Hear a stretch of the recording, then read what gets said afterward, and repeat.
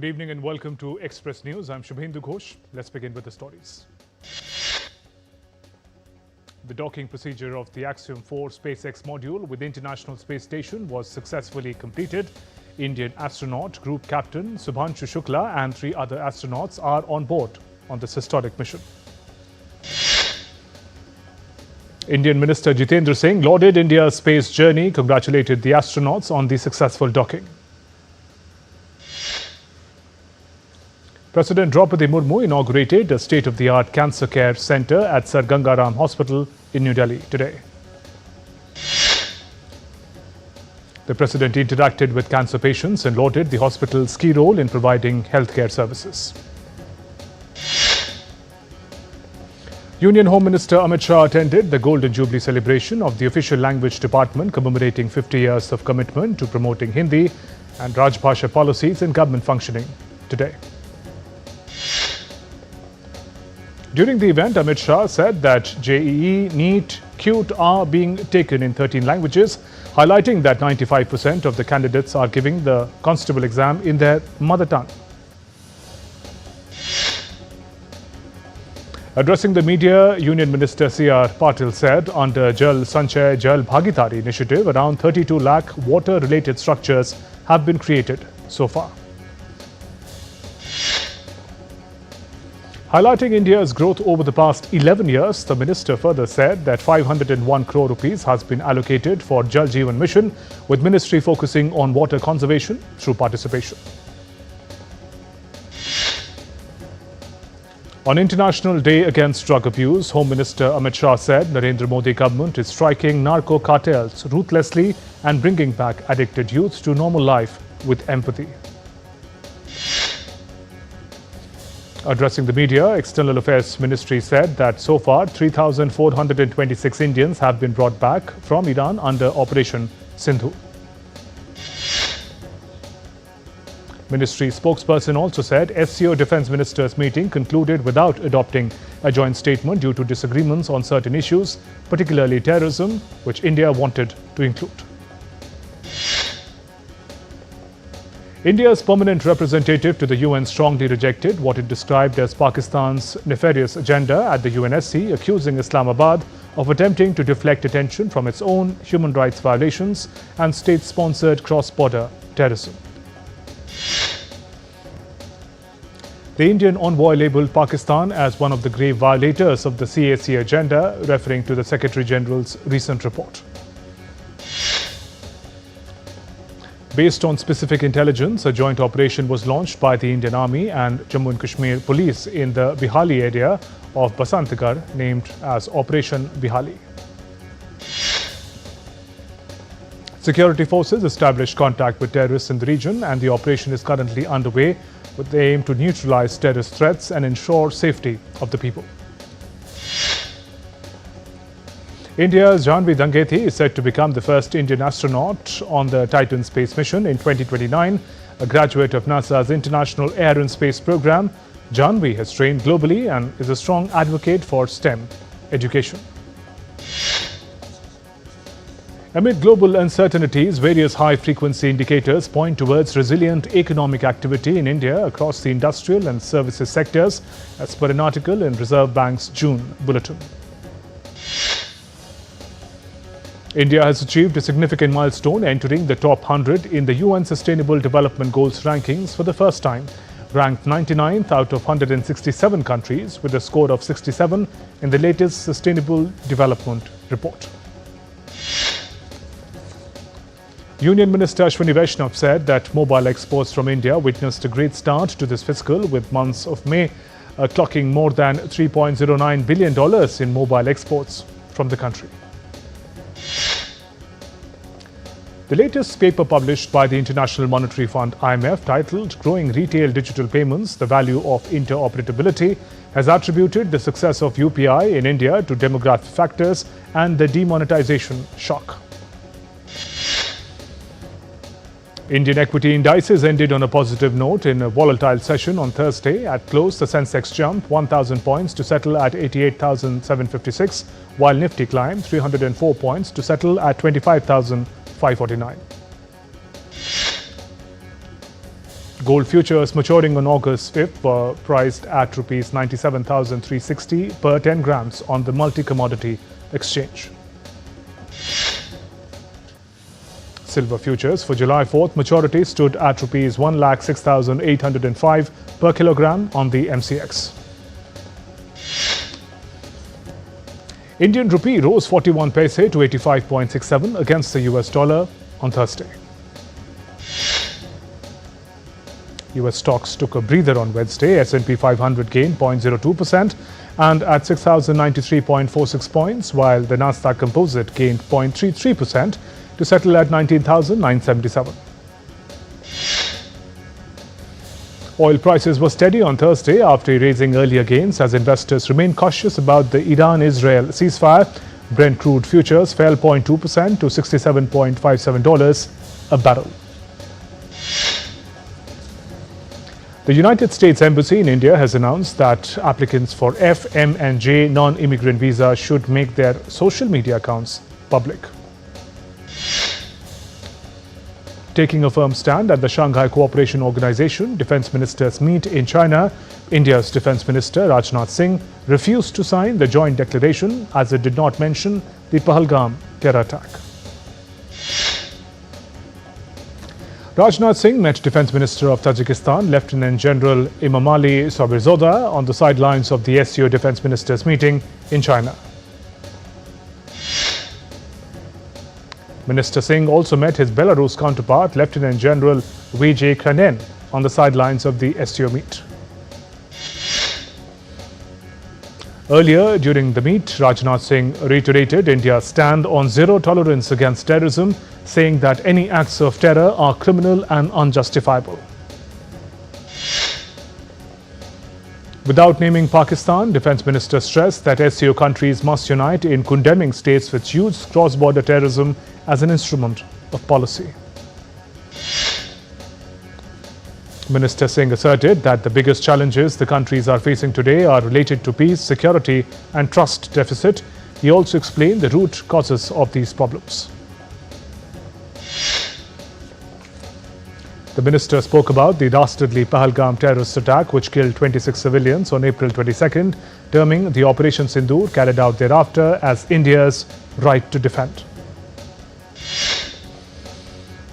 The United States will hold nuclear talks with Iran next week. Speaking in The Hague during the NATO summit on Wednesday, US President Donald Trump said he did not see Iran again engaging in nuclear weapons development. Trump also said US would likely seek a commitment from Iran to end its nuclear ambitions at talks, while being confident that Tehran would pursue a diplomatic path towards reconciliation. US Defense Secretary Pete Hegseth held a press conference at the Pentagon to quell doubts over the damage done by US strikes on Iran's nuclear facilities. He said the leaked preliminary Defense Intelligence Agency report on the limited impact of American strikes on Iran's nuclear program was a low confidence. He also slammed the media coverage over the US strikes. In a post on X, Israeli Prime Minister thanked US President for his support to Israel and the Jewish people, adding that would continue to work with Trump to defeat their common enemies, free hostages and quickly expand the circle of peace. Iran's Supreme Leader Ayatollah Ali Khamenei on Thursday warned that any future aggression against Iran would come at a great cost, adding that Iran's ability to reach major US military bases is a considerable achievement. European Union leaders on Thursday gathered in Brussels for a summit to European defence after NATO summit. EU leaders are to tell the European Commission whether they want to reach a quick trade agreement with the United States or keep fighting for a better deal. Meanwhile, Russia's Foreign Minister Sergei Lavrov said on Thursday NATO's decision to increase defence spending will not significantly affect Russia's security. NATO countries agreed on Wednesday to massively ramp up their defence spending to satisfy US President Donald Trump.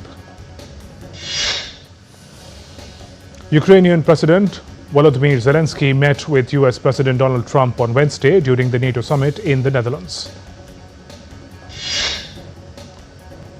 At least 12 persons, including a teenager, were killed in Mexico during early hours of Thursday after a gunman opened fire at a religious celebration in the Mexican state of Guanajuato. Colombian President Gustavo Petro has signed a labor reform bill into law aiming to improve working conditions for millions of Colombians. The reform, approved by the Senate earlier this month, introduces several key changes, including measures to enshrine an 8-hour daytime workday, increase weekend and holiday pay. South Korea's Nuclear Safety and Security Commission on Thursday approved the first dismantlement of the nuclear power plant in the country. The plant Kori 1 was permanently shut down in 2017 after 39 years of operation. The leaders of Thailand and Cambodia are visiting different parts of their disputed land border on Thursday as tensions between the two neighbors simmer over territorial dispute. Indonesian rescuers have recovered the body of 26-year-old Brazilian woman who fell off a cliff while hiking on Mount Rejane, the country's second highest volcano. Clark Olofsson, a Swedish bank robber who held 4 people hostage for 6 days in a 1973 Stockholm bank siege that coined the term Stockholm Syndrome, has died aged 78. At least 16 people died in a deadly protest that swept across Kenya on Wednesday, marking the anniversary of last year's anti-tax demonstrations that left at least 60 people dead. And we're heading for a short break. There's more coming up.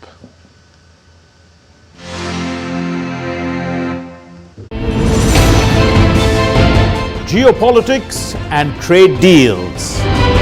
Economic challenges amid development. Hard work and the path to prosperity.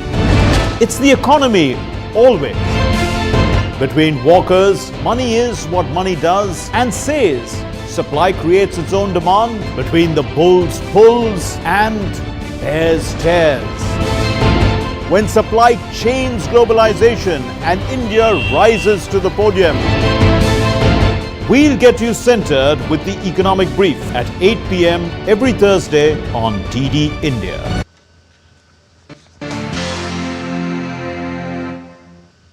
Welcome back. You're watching Express News on DD India. Let's resume with the stories.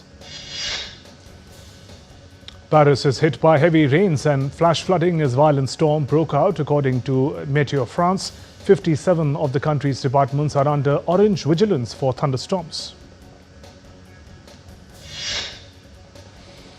6 people have died due to severe flooding in southwest China's Guizhou province on Thursday.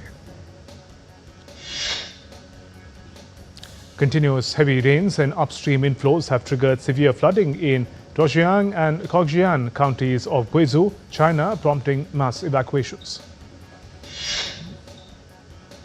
While in Colombia, search and rescue efforts are underway after 11 people died in a landslide. A day after heavy rains unleashed a wall of mud and debris on crowded neighborhoods and buried some dozens of homes. New York City is enduring an intense heat wave with temperatures exceeding 30 degrees Celsius for the 3rd consecutive day on Wednesday. At least 2 people were killed and over 10 went missing after cloudbursts led to flash floods in many of the districts of North Indian state of Himachal Pradesh on Wednesday. Relief and rescue operations are underway in Himachal Pradesh. The administration has safely rescued 50 tourist trekkers trapped after heavy rains that led to flooding. An orange alert has been announced on 27th and 28th June.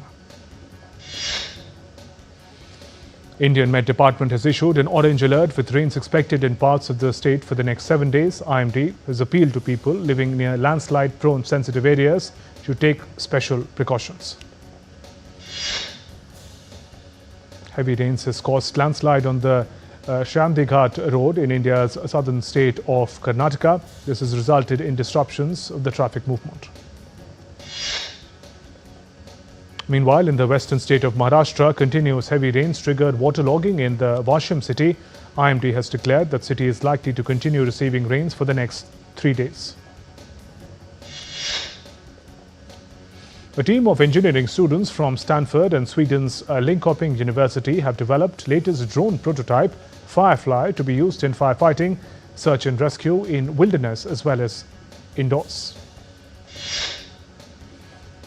Firefly's cylindrical shape and a single internal fan propeller makes it unique. The UAV relies on air intake and wind to fly and hover.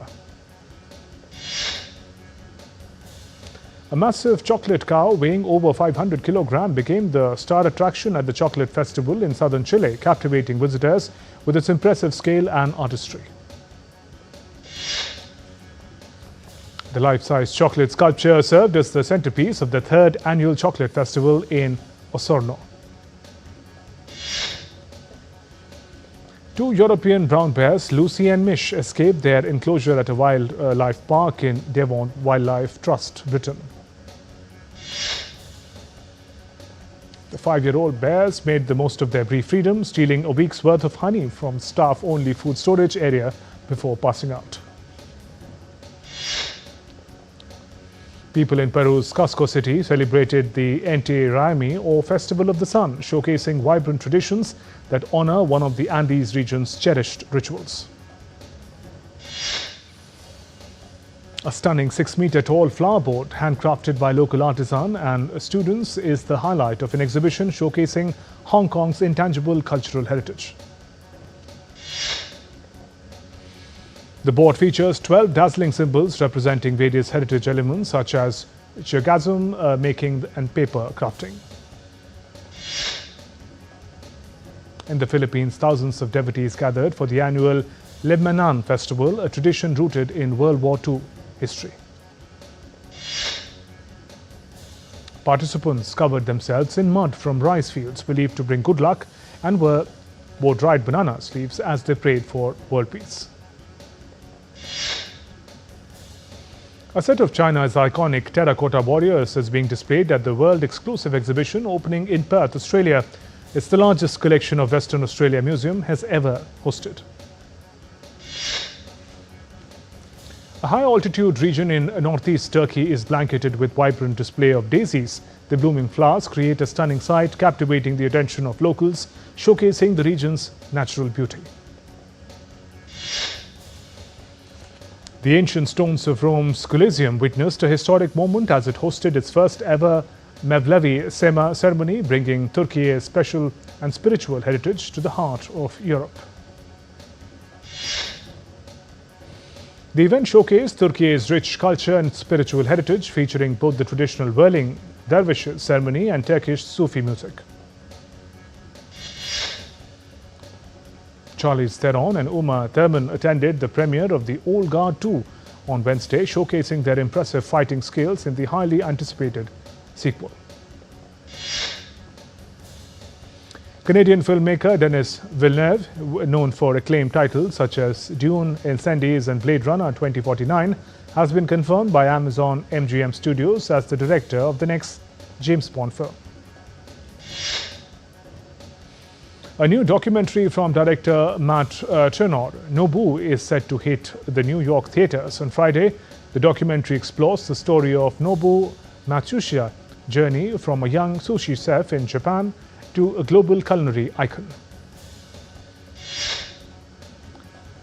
Academy Award-winning screenwriter and director Aaron Sorkin is set to revisit Facebook saga with an official sequel to the social network. Sorkin has completed the script and will direct the sequel for Sony Pictures. Actor Lee Ji-hoon is set to return for another ride as the vigilante taxi driver Kim Deok-ji in Taxi Driver 3 after the makers announced the third season of the global hit series. Glastonbury Festival 2025 kicked off on Wednesday. Thousands gathered to take part in the opening traditions of the festival. Sean Diddy Combs' high-profile federal sex trafficking and racketeering trial is nearing its conclusion, with closing arguments set for Thursday. Veteran Italian actress Lea Massari, famous for her roles in Michelangelo's Antonia, L'Avventura, Dino Risi's A Difficult Life, and Louis Mallet's Murmur of the Heart, has passed away, aged 91. The makers of R. Madhavan and Fatima Sana Sheikh starrer Aap Jaisa Koi have finally released the trailer of the film on Wednesday. Amir Khan's Sitare Zameen Par is performing well at the box office with a strong collection of 82.40 crores in just 6 days. In sports, West Indies shocked Australia by bowling them out for just 180 on the opening day of the first test in Bridgetown. Rishabh Pant has jumped to the 7th position in the ICC Test batting rankings. His twin tons at Headingley made him only the second keeper after Andy Flower to achieve this feat. Jofra Archer could play his first test in more than 4 years after being added to the England squad to take on India at Edgbaston next week. Germany will face England in the Under-21 Euro final in Slovakia. Germany beat France after 2 early goals, while England had edged past the Netherlands 2-1. Luka Modric is set to join Italian giants AC Milan after the FIFA Club World Cup. Inter Milan reached the Club World Cup last 16 with a 2-0 win over River Plate. Esposito and Bastoni scored, and Inter topped Group E ahead of the Monterrey. Meanwhile, Cristiano Ronaldo is close to agreeing to a 2-year extension with Al Nassr. His current contract ends in June, but fresh terms are being finalized. Neymar signed a 6-month extension with Santos till year-end. The Brazilian rejoined the club in January after parting ways with Al Hilal. Kylian Mbappe will miss Real Madrid's final Club World Cup group game. Mbappe is recovering from illness but is expected to return for the knockouts. Sweden women's team is preparing for a friendly against Norway. The match is part of their build-up of the Euro 2025 in Switzerland.